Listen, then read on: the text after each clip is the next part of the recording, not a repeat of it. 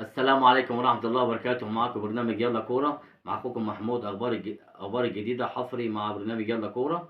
مستني تعليقاتكم والاشتراك في القناة، ومعانا كل جديد. أول خبر صالح، طبعا كل الناس فرحانة. تصالح محمد الشيبي مع كابتن حسين الشحات. طبعا لما خد الجوائز اتصالحوا. وطبعا اللي أنا سامعه إن بيراميدز صاحب القضية وبتاعت كانت الخلاف بين حسين الشحات محمد الشيبي. الحمد لله طبعا اتصالحوا ورجعوا احسن من الاول. وطبعا كل ده مصلحه الكره المصريه. وطبعا احنا مش عاوزين يحصل خلاف بيننا وبين المغرب. احنا كلنا طبعا دول عربيه كلها مع بعضينا.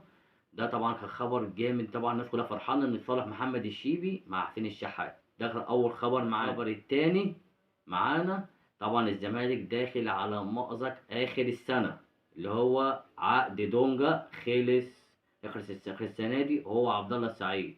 طبعا كابتن عبد الله السعيد عايز 60 مليون جنيه خالصين ضرايب. الزمالك هو اللي يدفع الضرايب. عايز طبعا يمضي 60 مليون جنيه.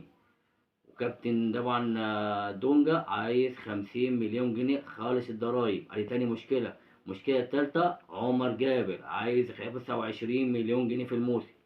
قعدوا معاه قالوا له 18 مليون جنيه، طبعا ما رضيش، عايز 25 مليون جنيه.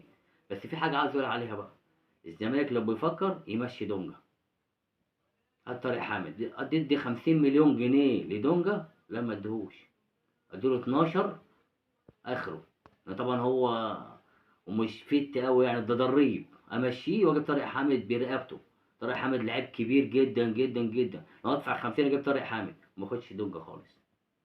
دي تاني مشكله طبعا هتقام بعد مشكله زيزو. الزمالك داخل على مشاكل جامده جدا جدا جدا. دونجا وعبد الله السعيد وعمر جابر. طبعا المسلوسي طبعا قعدوا معاه 450 الف دولار.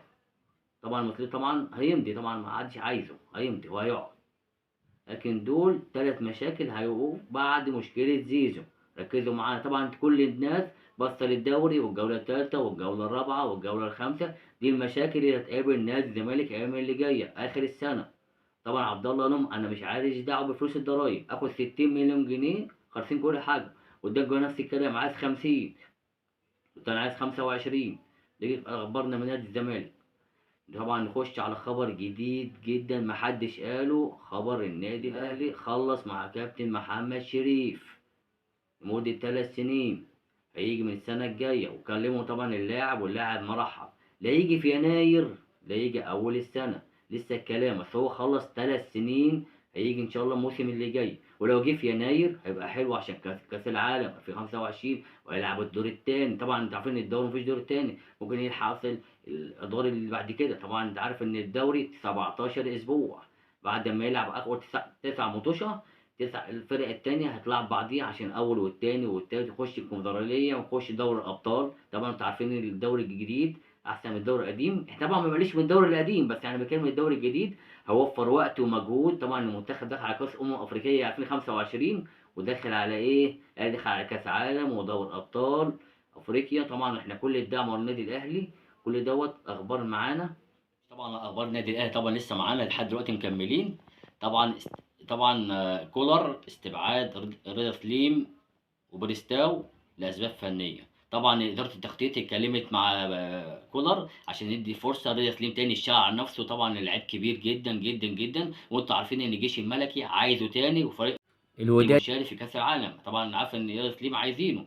بس الخطيب بيتكلم ان هو يديله فرصه تاني. طبعا رضا سليم لاعب كبير جدا جدا جدا لا خلاف عليه طبعا. وبريستاو طبعا احنا ما بنقللش بريستاو. بس بريستاو طبعا هم ميزه تدريب او مكشر. وكولر ما بيحبش التكشير، بيحب الناس فري ويضحك ويهزر وبتاع. طبعا وفي نفس الكلام رضا سليم طبعا بيبقى مكشر. وطبعا الحاجات دي بتضايق كولر زي ما عمل مع كهربا. عايز الناس كلها تضحك وتهزر حتى لو ما لعبش يضحك ويهزر.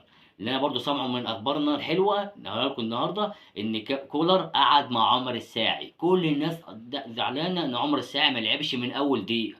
عمر الساعي هيلعب الايام اللي جايه. كولر قعد معاه وقعد طبعا هيعتمد عليه في نص الملعب مع قفشه مع الكابتن امام عاشور مع مع اكرم توفيق، مع مروان عطيه، هيديله فرصه الايام اللي جايه. طبعا انت عارف عمر الساعي لعيب كبير جدا جدا، والاهلي واخده من الاسماعيلي، طبعا ما لحقش يكمل، لعبش دقيقه او دقيقتين. الناس كلها طبعا اتريقوا على الاهلي ان ما لحقش يلعب، ده خساره فيه فلوس. لا، احنا ما بقلش بالكابتن عمر الساعي، لاعب كبير جدا جدا جدا جدا، لا خلاف عليه طبعا. واحنا طبعا كل الناس معانا ان عمر الساعي طبعا لعيب ملوش يعني، لعيب جدا كبير بصراحه، انا بحبه يعني، لعيب نص الملعب، هيعوض حتى مروان عطيه لو حصل له حاجه، او اكرم توفيق حصل له حاجه، لعيب حلو صراحه. نص الملعب هيبقى مرتاح.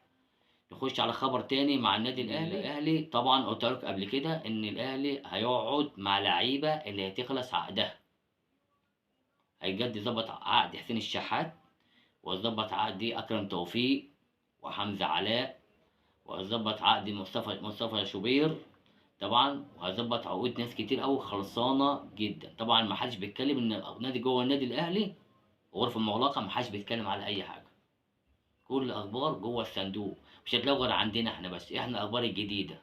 دي كانت كل اخبارنا النهارده مع برنامج يلا كوره مع اخوكم محمود.